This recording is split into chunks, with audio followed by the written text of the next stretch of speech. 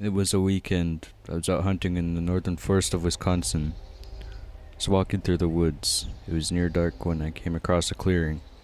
It couldn't have been more than 50 feet in diameter. And then I saw it. The largest buck I had ever seen. I then laid down on my stomach and pointed my rifle at its heart. The buck must have heard me as it looked in my direction, but it didn't see me, so I went back to grazing in the field. As I pulled the trigger of my rifle, a large branch snapped behind, and I thought it was a wolf running off beside me, causing me to flinch and miss my shot, hitting the buck in the side of the torso, and as the buck let out a scream. I know I had to hit something important as the side was gushing out blood. It still ran, but I knew it would die at some point soon from its wound. I just had to follow the blood as it ran. I followed the blood trail for a few minutes before coming across a much larger clearing, at least 300 feet in diameter. As I saw movement at the other end of the clearing, thinking it was the buck, I got back onto my stomach and chest and aimed my scope at the movement to see what it was, seeing a wolf eating the buck.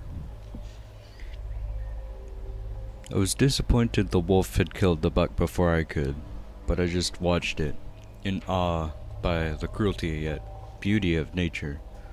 But then I saw something. Is that a hand where the wolf's paw should be? No, couldn't be. Must just be a scratch from the wolf.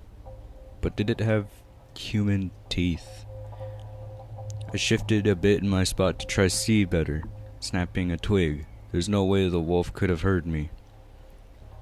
But its head then snapped up to look at me on the small raised plateau I was on. It looked like it had human eyes, and it looked like it smiled at me, and then stood up on its hind legs, still looking at me. The deer's throat gripped in its long-fingered hand. This scared me so much that I dropped my rifle, and in the second it took me to look down and grab my rifle again, the wolf was already halfway across the clearing. There's no way it could have gotten there that fast. As I looked back up at it, it stopped running, still looking at me. What the fuck? I whispered under my breath, still terrified. I stayed where I was and stood up with my rifle aimed at it, still looking at the wolf.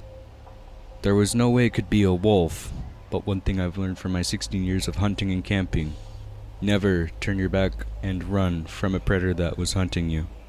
The wolf then opened its mouth like it was yawning, but then let out a scream that sounded part human scream, part howl, and part animalistic screech, as it then looked like the wolf frowned at me like it was disappointed in me standing my ground, before walking back to the deer and crouching down before continuing to eat it.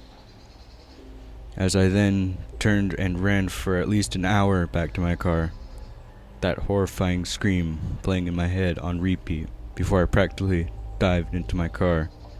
It was the happiest I've ever been to see that old piece of shit in my entire life as I then drove home. I didn't turn the radio on. I just drove in silence. When I got home, I just cried in my car from fear of what had happened, and joy from finally being safe for at least 5 minutes before finally getting out of the car and running into my house, making sure to lock every door and window and pulling every curtain shut. If you ever go hunting in the woods of northern Wisconsin, do not stay if you come across a wolf eating. Those things don't like it when you stare.